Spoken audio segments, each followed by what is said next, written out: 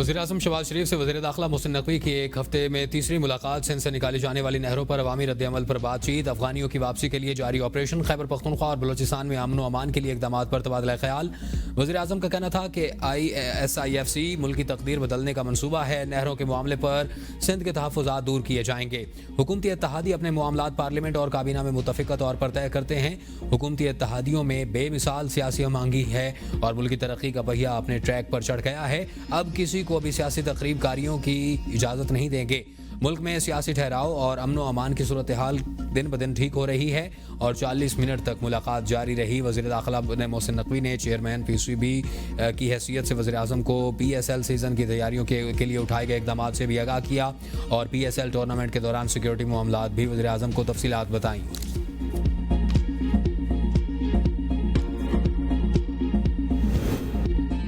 दिसंबर 2022 में बानी ने मुझे कहा था कि आर्मी चीफ से बात करना चाहता हूं, मुझे आपसे पर एतमाद है, जाएं और फौजी क़यादत से बात करें। आर्मी चीफ के उस्ताद के ज़रिए राब्ते की कोशिश की, आरिफ अलवी के ज़रिए भी बात करने की कोशिश की, लेकिन दरवाजे नहीं खुले। PTI रहनुमा आज़म स्वाति का कुरान मजीद पर हाथ रख कर इंकशाफ कहा। पार्टी रहनुमाओं ने मुझे घर से उठाया और 22 अगस्त का जलसा मुलतवी करवाने का कहा। बैरिस्टर गौहर मेरे घर आए और मुझे अडियाला जेल लेकर गए और हमने बानी PTI से कहा आरिफ अलवी और साथियों से मिलकर इस्टेब्लिशमेंट से बात करेंगे। बानी PTI ने कहा कि किसी को बताने की ज़रूरत नहीं है कि किस से कहाँ राब्ता कर रहे हैं और उनका कहना था कि वो बात करना चाहते हैं जो मैं पहले दिन से तैयार हूँ। आज़म स्वाति ने मज़ीद कहा कि मैं पार्टी में तफरीक पैदा नहीं करना चाहता, मुल्क को बचाना है तो शर और फसाद पैदा करने वालों का मुंह बंद करना पड़ेगा। PTI खैबर पख्तूनख्वा में इख्तलाफात खुलकर सामने आ गए। आतिफ खान भी बोल पड़े, कहा वज़ीर आला खैबर पख्तूनख्वा का मेरे साथ इख्तलाफ है तो ठीक है, असद कैसर, शकील खान समेत सीनियर रहनुमाओं के खिलाफ बात नहीं करनी होनी चाहिए। अली अमीन के पास पार्टी के फंड के दावे के इल्म नहीं है और लीडरशिप ने कहा है कि अंदाजे के मामलात सामने लाएंगे और वज़ीर आला के बयान से तहकीकात करवाई जाएं। जवाब का हक महफूज रखते हैं, लेकिन ये वक्त लड़ाई का नहीं है। आतिफ खान की पार्टी में फॉरवर्ड ब्लॉक बनने की तरदीद। सदर PTI खैबर पख्तूनख्वा जुनैद अकबर का भी अली अमीन गंडापुर से इख्तलाफात ख़त्म होने का ऐलान। उनका कहना था कि इख्तलाफात था और बानी PTI ने कॉल दी तो इकट्ठे हो गए। अली अमीन गंडापुर को हटाने की कोशिश बात के जरिए। चेयरमैन PTI बैरिस्टर गौहर की वज़ीर आला खैबर पख्तूनख्वा अली अमीन गंडापुर से मुलाकात। असद कैसर और तैमूर सलीम झगड़ा से टेलीफोनिक राब्ते, एक दूसरे के लिए खिलाफ बयानात के मामले पर तबादला ख्याल हुआ और तहफ़्फ़ुज़ात सुने गए। बैरिस्टर गौहर ने तीनों रहनुमाओं को एक दूसरे के खिलाफ बयानात से रोक दिया। कहा बानी PTI जेल में हैं और सब रहनुमा उनकी रिहाई और पार्टी उमूर पर तवज्जो दें। तमाम रहनुमाओं के तहफ़्फ़ुज़ात दूर करूँगा। मामलात को मीडिया की बजाय पार्टी फोरम में रखें। तमाम सूरत हाल बानी PTI के सामने रखूँगा, वही फैसला करेंगे। अपने दौर में हमारे साथ मीटिंग में ना बैठने वाले बानी PTI आज मीटिंग्स में आने के लिए मिन्नतें कर रहे हैं। वज़ीर दिफा ख्वाजा आसिफ का सियालकोट में तकरीब से खिताब। कहा PTI वालों ने एक दूसरे को चोर कहना शुरू कर दिया है। बानी PTI के दौर में करप्शन उरूज पर थी और PTI वालों का लीडर बैनुल अक़वामी चोर है। हमने तहरीक अदम एतमाद के ज़रिए PTI से इक़्तिदार हासिल किया और जब हुकूमत में आए तो उस वक्त हर तरफ तबाही थी। कहा जा रहा था कि मुल्क मुआशी हालात के बायस दिवालिया हो जाएगा, लेकिन PDMA के रहनुमाओं ने मिलकर इसके लिए मुकम्मल उम्मीद की किरण पैदा की और शहबाज शरीफ ने 1 साल के अंदर नामुमकिन को मुमकिन कर दिखाया और कोई सोच नहीं सकता कि मुल्क में बिजली सस्ती होगी।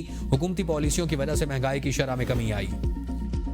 9 मई के बाद PTI पर खौफ के साए छाए हुए थे कि सारे लीडर्स छुपे थे और इसी आजमाइशी दौर में हमने जुलूस निकाले और इसकी हिम्मत की। शेर अफजल मरवत कहते हैं कि 7 दफ़ा मेरे घर पर रेड और अगवा करने की कोशिश की गई और पूछना चाहता हूं कि उस दौर में क्यों उन लोगों ने कोशिश नहीं की और सोशल मीडिया ने सियासी जमातों और इदारों से टकराव की पॉलिसी को अपनाया।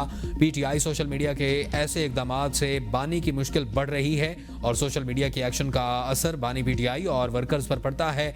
डॉलर कमाने की खातिर सोशल मीडिया पर मुसलसल झूठ बोला जा रहा है।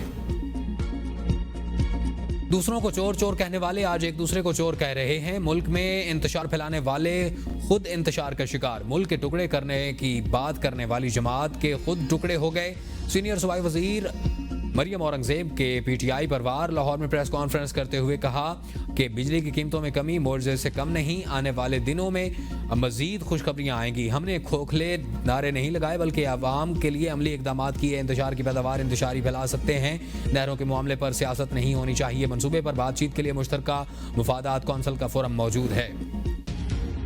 शेख वकास ने पार्टी इख्तलाफात का मलबा मीडिया पर डाल दिया। कहा, हर पार्टी में इख्तलाफात राय होता है, लेकिन पीटीआई के इन अंदरूनी इख्तलाफात को मेन स्ट्रीम मीडिया और सोशल मीडिया बढ़ा चढ़ाकर रिपोर्ट करते हैं। पीटीआई रहनुमा ने दो टोक अंदाज में वाज़ह किया कि अब जिस भी पॉलिसी रहनुमा ने पार्टी की डिसिप्लिन की खिलाफ वर्जी की तो उसे शो कॉज नोटिस जारी होगा। सियासत अपोजिशन और हुकूमत से होती है, हमें सियासी दुश्मनी को ख़त्म करना पड़ेगा। साबिक वज़ीर आज़म शाहिद खकान अब्बासी कहते हैं कि मुल्क की मईशत का हल भी आइन की बालादस्ती में है और वो मुल्क तरक्की नहीं कर सकता जिसमें कानून की कोई हुक्मरानी ना हो। बानी पीटीआई की रिहाई और उनके मसाइल का हल मुल्की मसाइल के हल में है और सिर्फ बानी पीटीआई की रिहाई किसी भी सियासी जमात का मकसद नहीं हो सकता। अस्करी क़यादत के बगैर कश्मीर को वापस नहीं ले सकते। वज़ीर आज़म आज़ाद कश्मीर चौधरी अनवारुल हक की प्रोग्राम डिबेट एट में गुफ्तगू। कहा, आज़ाद कश्मीर आज़ादी का बेस कैंप है और पाकिस्तान अखलाकी, सियासी और सफारती मदद कर रहा है। पाकिस्तान के खिलाफ साजिशों का किलाकुमा करेंगे।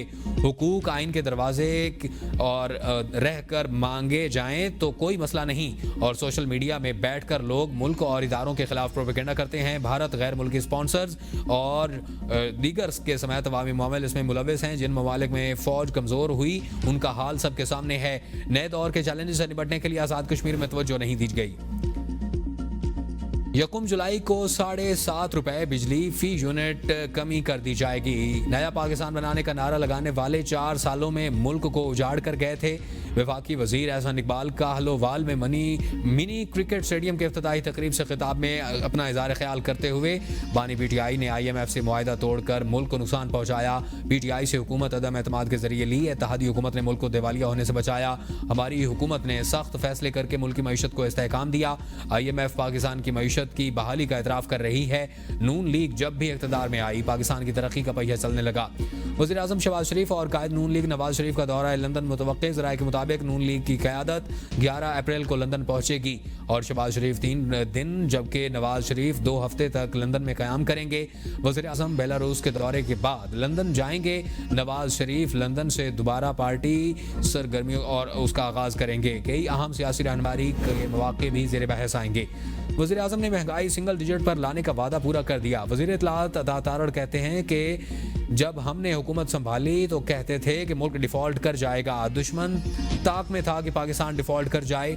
ये मुल्क है तो हम सब हैं और हमने मुश्किल हालात में भी हिम्मत नहीं हारी।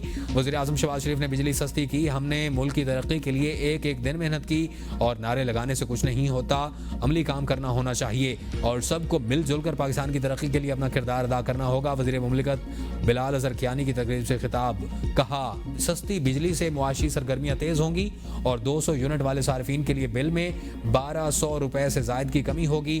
400 यूनिट वाले सार्फिन के बिल में 2900 से ज़ायद की कमी होगी। IMF प्रोग्राम में रहते हुए बिजली की कीमत कम की, मुश्किल वक्त में आवाम को रिलीफ दिया। पंजाब हुकूमत की रमज़ान कारकर्दगी रिपोर्ट उनके खिलाफ चार्ज शीट साबित हुई है। रिपोर्ट में एतराफ़ किया गया है कि डिप्टी कमिश्नर के मुकर्रर करदा नरखों पर मार्केट में अमल दरामद यकीनी बनाया गया है। और खैबर पख्तूनख्वा की आपको बताएं कि वज़ीर इत्तलात खैबर पख्तूनख्वा बैरिस्टर साहब कहते हैं कि मार्केट में चिकन 940 रुपए किलो फ़रोख्त हुआ, जबकि डिप्टी कमिश्नर मुकर्रर करदा नर्ख 585 रुपए था और दीगर अशियाए खुरनोश भी मुकर्रर नरखों से कहीं ज़्यादा कीमत पर फ़रोख्त हुई हैं। खैबर पख्तूनख्वा और वाहिद सूबा है जिसने रमज़ान के दौरान ग्राम फरोशी के खिलाफ मौसर इक़दाम किए। छोटे झूठे प्रोपेगंडे से आपकी करप्शन और चोरियां छुप नहीं सकती। अज़मा बुखारी का बैरिस्टर साहब के बयान पर रद्द-ए-अमल। कहा, पंजाब में सबसे ज़्यादा लोगों को रमज़ान पैकेज और सहूलत बाज़ारों में रिलीफ दिया गया। और भाई, कौन से रमज़ान सहूलत बाज़ारों की रिपोर्ट आपने पढ़ ली है? या तो आपके इल्म में है या आपकी टीम नालायक है। और सहूलत बाज़ारों से आवाम को ओपन मार्केट से 31% ज़्यादा रिलीफ मिला। पंजाब में हर मनसूबा शफाफियत और मेरिट की अपनी मिसाल है।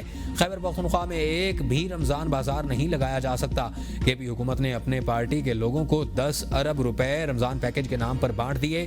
गंडापुर वाहिद वज़ीर आला है जिसकी को अपनी ही काबीना और पार्टी के लोग करप्ट और जोर कह रहे हैं।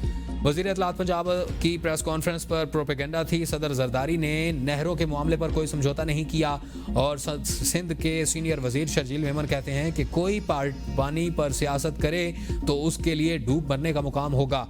हम पंजाब के किसी एक हिस्से का भी पानी नहीं लेंगे तो पंजाब वाले नहीं मानेंगे और पंजाब हुकूमत कहती है कि सिंध का पानी नहीं ले रहे। नहरों के लिए तौसा और जेहलम से पानी लिया जा रहा है। पहले इरसा में सूबे का तमाम नुमाइंदा होता था। पूरे दरियाए सिंध पर हमारा हक है, समझौता नहीं होगा। जुल्फ़िकार अली भुट्टो जूनियर का हैदराबाद में सिंध कॉन्फ्रेंस से खिताब। कहा, तरबेला और मंगला में पानी नहीं। हम एक बार फिर कह रहे हैं कि हमें पानी दो, नए कैनाल्स नहीं हमें चाहिए और इस निज़ाम को बेहतर करें। और सैयद ज़ैन शाह को